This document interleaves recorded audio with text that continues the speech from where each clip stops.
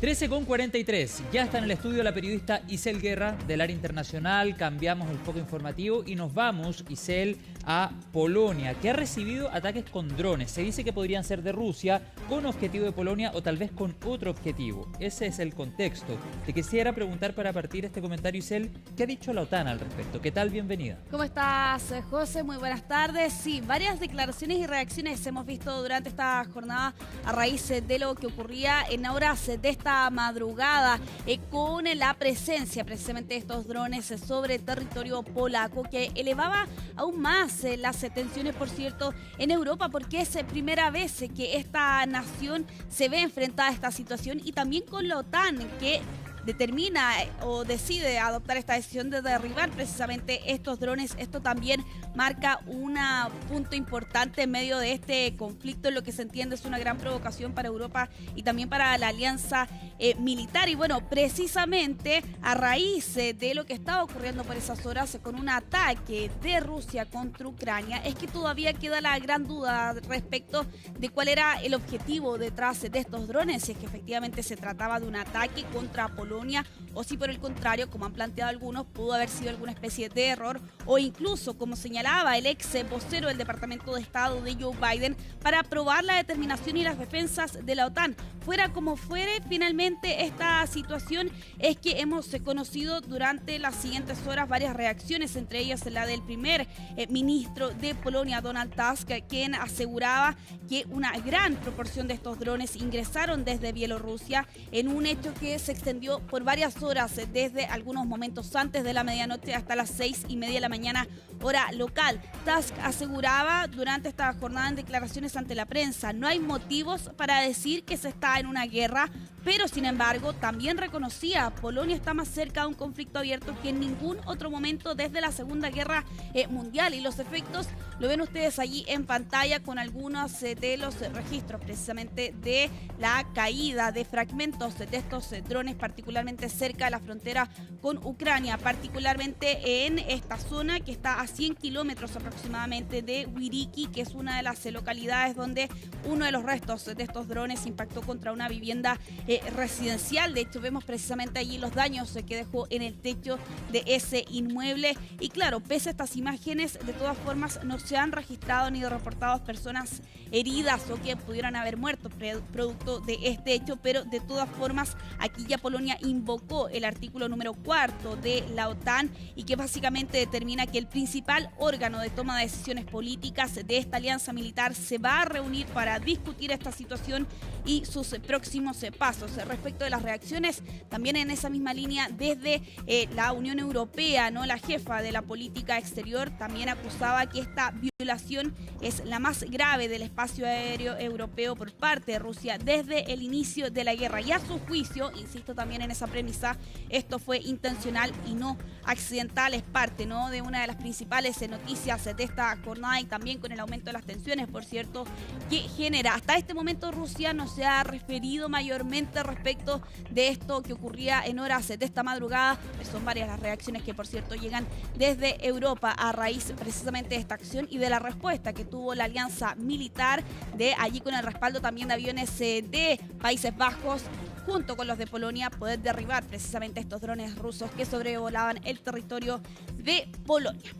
Vamos a cambiar de tema, nos vamos a quedar en el viejo continente, pero vamos a continuar en Francia con estas movilizaciones y protestas de bloqueo, como estaban convocadas para esta jornada precisamente en diferentes ciudades de la nación europea, no solo en París, sino que también en Nantes y en Montpellier, que es donde también se registraban algunos de estos hechos durante esta jornada de bloqueo nacional en contra de la política del gobierno del presidente Emmanuel Macron, pero sobre todo en medio de este debate, ¿no?, por el presupuesto del 2026. Varios incidentes durante esta jornada, incluso este incendio que se registró precisamente en un restaurante durante esta jornada, y también con algunas perturbaciones en el sistema de transporte público. 80.000 policías están desplegados más bien durante esta jornada en diferentes ciudades de la nación europea ante esta convocatoria de Bloqueemos Todo, que fue realizada a través de redes sociales cuando queda poco más de una semana para la huelga general que está prevista precisamente en este país. Respecto de detenidos, hasta hace algunas horas atrás se hablaba de casi 300 personas arrestadas por participar precisamente en estas movilizaciones y claro, todo esto a raíz de esta crítica situación económica que también está atravesando Europa, particularmente Francia, con la situación del presupuesto y estos recortes radicales que eran una de las propuestas que había aplicado, por cierto, el ahora ya ex primer ministro de este país. Y precisamente la situación política de la nación europea va a ser el tema de Conexión Global Prime durante esta jornada conducido por Alicia Contreras, donde se va a ver analizar también y con entrevistas de expertos poder profundizar también en la figura del nuevo primer ministro de Francia, con solo 39 años, ministro de Defensa, uno de los aliados más cercanos que tiene hasta este punto el presidente francés Emmanuel Macron, porque de hecho él es el único que ha permanecido en el gobierno desde el 2017. Sebastián Lecornu entonces es quien está al mando ahora del gobierno galo. Bueno, precisamente este va a ser el tema durante esta noche en Conexión Global Prime y con varias reacciones por lo demás de los diferentes espectros políticos sobre su figura, que ahora tiene que afrontar precisamente el desafío de hacer prosperar este proyecto de ley de presupuesto del 2026. Vamos a cambiar de tema, vamos a continuar en nuestra región. En Brasil estamos a la espera de la decisión que pueda dar a conocer en los próximos días precisamente el Tribunal Superior Federal de la Nación Sudamericana respecto del caso del expresidente Jair Bolsonaro, y aportas precisamente el término y con ello del veredicto que deberíamos conocer en los próximos días, muy probablemente también el próximo día viernes, es que hay un juez que ha votado para anular el caso contra el exmandatario brasileño. Se trata de Luis Fux, magistrado de la Corte Suprema, que este día miércoles se votó por anular el caso donde el argumento principal era que existía una jurisdicción indebida y con ello rompe con la postura que habían expresado sus pares y con ello además se refuerza la probabilidad de que el exmandatario brasileño pueda finalmente dedicarse a aplicar algún tipo de apelación. ¿Cómo va la votación hasta este momento? Bueno, 2 magistrados ya han votado a favor de una condena contra el expresidente brasileño. Hay otros 2 más que quedan por conocer precisamente su postura, pero que, ojo, ellos fueron nombrados en su momento por Lula da Silva. Por tanto, se entiende que de todas formas el fallo contra Bolsonaro de todas formas podría ser desfavorable, pero finalmente esto de todas formas, esta decisión de este juez de la Corte Suprema de votar para anular este caso podría servirle como un aliciente precisamente al exmandatario sudamericano para utilizar eso como un argumento y finalmente apelar, y con la posibilidad de que ahora sea un Tribunal Superior de 11 jueces los que den a conocer esa decisión, y claro, entre ellos algunos nombrados por el propio Jair Bolsonaro. Entonces, todo esto en medio de este proceso judicial en su contra, acusado, ¿no?, de liderar un intento de golpe de Estado a finales del 2022-2023, cuando asumía por ese entonces el actual mandatario brasileño. Vamos a quedar pendientes y muy atentos también a lo que está ocurriendo en Brasil. A la espera estamos entonces de la decisión que pueda adoptar la justicia, y precisamente relacionado con nuestra región más bien, relacionado con el presidente de Venezuela, Nicolás Maduro, y esta información que ha dado a conocer el medio británico The Guardian de que aparentemente Boris Johnson, el ex primer ministro de este país, habría recibido unos 240.000 libras esterlinas tras una cita concretada con el presidente más bien de Brasil.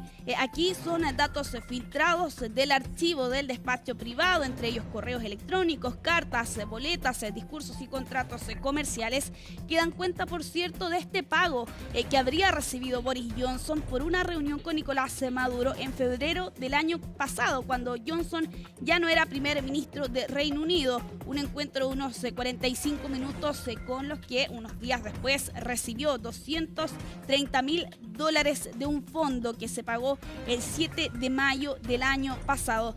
Hay algunas dudas sobre de qué se trató la reunión exactamente y qué efectos pudo haber tenido precisamente ese encuentro entre Boris Johnson y Nicolás Maduro. Dentro de esta investigación que realiza The Guardian también habla de otras reuniones e incluso encuentros durante la pandemia uno de los tantos escándalos que sortió en su momento el ex primer ministro Boris Johnson.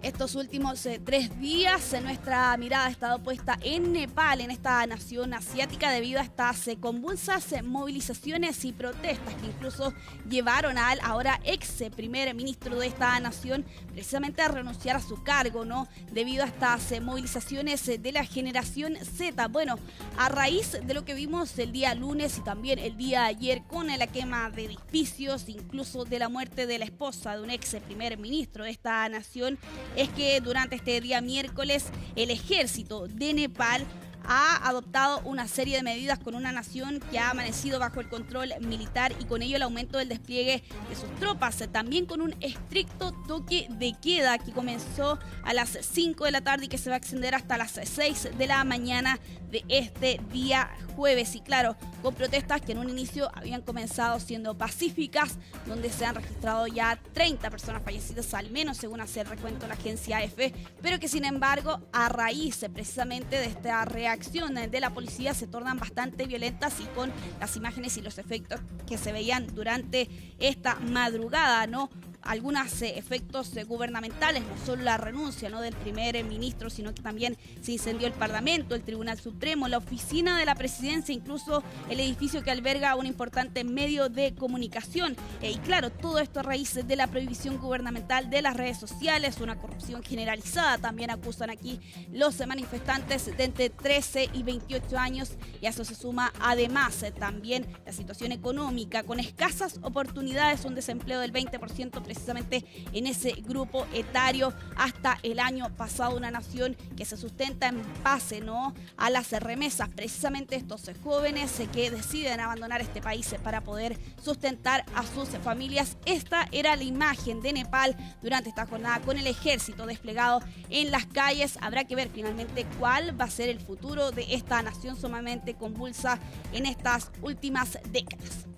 Ya para ir cerrando esta revisión internacional, lo vamos a hacer con la mirada puesta en la ciencia y también en una información que se ha conocido hace solo algunos momentos atrás y que es uno de los hallazgos de este rover de la NASA, precisamente, que está llevando a cabo un trabajo de los últimos años, desde el 2021, específicamente en Marte, con el rover Perseverance. Y precisamente lo que se da a conocer a raíz de este hallazgo es una investigación que se encuentran posibles señales de vida antigua en el planeta rojo, y todo esto a raíz del hallazgo de una muestra de roca formada hace miles de millones de años, procedente de los sedimentos del fondo de un lago, que fue obtenida precisamente por este rover y que contiene signos potenciales de vida microbiana antigua, aunque ojo, estos minerales, señalan aquí algunos científicos consultados, también se pueden formar a través de procesos no biológicos, pero de todas formas, José, sigue siendo una de las mejores piezas de evidencia sobre la posibilidad de vida